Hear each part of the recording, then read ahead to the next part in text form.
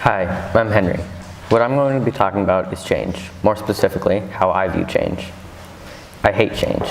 There's been more change in my life in the past 4 years than many others. I've seen every single one of these changes as bad. Our mom died of cancer, then my younger brother, Sam, and our dad and I moved to Argentina. Then we started middle school in that new country. Then we left again and came back here. Big changes. When we moved to Argentina, I didn't want to go. I wanted to stay in SF. I wanted to keep all my friends, my school, my house. I wanted to stay really, really badly. But we went, and for the first month maybe, I was miserable. I stayed in the house reading and was always in a bad mood. I hated Argentina. Then we started school, for the first week, it got worse. I didn't know anyone there, and Sam wasn't even in my class, so I didn't have him. After a while, though, things improved. I made some friends, not very close, but friends nonetheless. And I got more comfortable with living in Argentina. Things weren't so bad. We moved houses to a more populated area in the capital city, Buenos Aires. We still went to the same school, only now we were almost an hour away. With this move, things improved once again. Now, we had a friend who lived only a block away, so we could actually be with him out of school. So by that point, I was quite happy with this change. We started middle school in Buenos Aires, and things stayed the same. There were no other developments, no changes in school, in houses, in friends, in life. Everything was normal for a while. About a year after moving there, a friend came to visit, and later on, a few of our family members. After everyone left, I realized how much I really missed San Francisco, and my friends, and even my family. I say even because family gets on my nerves. About 6 months after everyone left, our dad asked if we wanted to move back. I said no and was very opposed to the idea, which I know goes against what I just said, but I really didn't want things to change once again.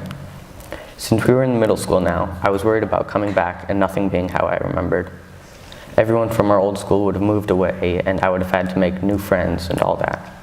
I didn't want to risk it. On one side, I wanted to go, but on the other, I didn't. By the end, my worry won out. I told my dad I didn't want to go. But we ended up moving, and now I can't even believe I was that worried. Nothing much had changed.